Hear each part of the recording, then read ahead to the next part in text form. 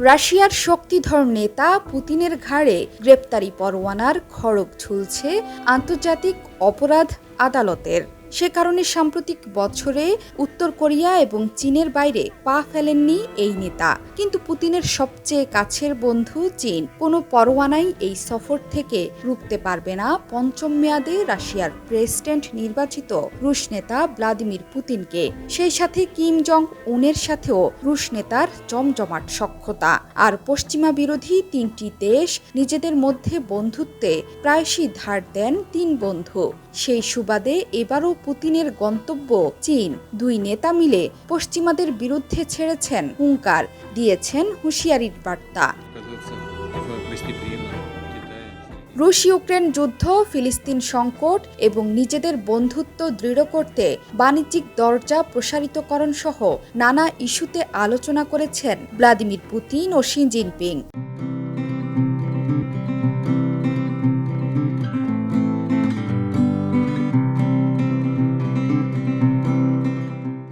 বৃহস্পতিবার বেইজিংয়ে দেখা হয় দুই নেতার। এ সময় রাশিয়া চীন সম্পর্কের গভীরতা বিশ্বে শান্তি প্রতিষ্ঠার সহায়ক বলে মন্তব্য করেছেন পুতিন এবং শি। পাশাপাশি ইউক্রেন যুদ্ধে আরও বড় পরিসরে সমর্থন জানাতে শির প্রতি আহ্বান জানান পুতিন। মার্চ মাসে রুশ প্রেসিডেন্ট হিসেবে পুনর্নির্বাচিত হওয়ার পর এটি পুতিনের প্রথম চীন সফর, 6 মাসের মধ্যে দ্বিতীয় সফর। 2022 সালের ফেব্রুয়ারিতে ইউক্রেনে বিশেষ সামরিক অভিযানের কারণে পশ্চিমাদের চক্ষুশূল মস্কো। এই পরিস্থিতিতে রাশিয়ার অর্থনীতিকে চাঙ্গা করতে বড় ভূমিকা নিয়েছে বেইজিং। সে কারণেই গ্র্যান্ড হল অব দ্য পিপলের বাইরে জমকালো অনুষ্ঠানের মধ্য দিয়ে এবার পুতিনকে স্বাগত জানান শি। চীনের প্রেসিডেন্ট বলেন, বিশ্বে ন্যায় বিচার ফিরিয়ে আনতে রাশিয়ার সঙ্গে কাজ করতে প্রস্তুত চীন। জবাবে পুতিন বলেন, আন্তর্জাতিক অঙ্গনে স্থিতিশীলতা আনতে সহায়ক হিসেবে কাজ করছে মস্কো ও বেইজিংয়ের সম্পর্ক। রুদ্ধদ্বার বৈঠকেও মিলিত হন তারা। বিশ্লেষকরা বলছেন, দরজার ভেতরে নিজেদের বাণিজ্যিক আলোচনার বাইরে গিয়েও পশ্চিমাদের নাকানি চুবানি দিতে বিশেষ ফন্দি এঁটেছেন দুই বিশ্ব নেতা। এর মধ্যে যেমন আছে ইউক্রেন যুদ্ধ, তেমনি আছে ফিলিস্তিন প্রসঙ্গ।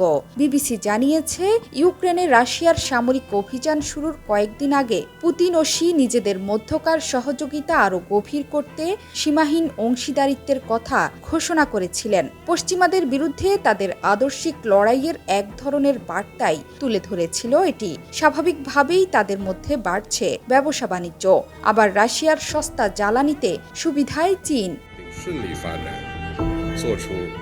পাশাপাশি ইউক্রেনে রাশিয়ার হামলা শুরু হওয়ার পর এ নিয়ে মোট 4 বার দুই নেতার দেখা হলো। শুধু তাই নয়, 2012 সালে শি জিনপিং ক্ষমতায় আসার পর এ নিয়ে দুই নেতার মোট 43 বার দেখা হয়েছে।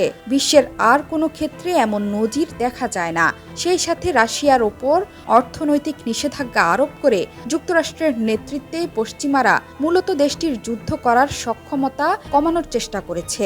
কিন্তু এসব নিষেধাজ্ঞা এড়িয়ে চীন, ভারত সহ বিভিন্ন দেশের সঙ্গে দ্বিপক্ষীয় বাণিজ্য করছে রাশিয়া।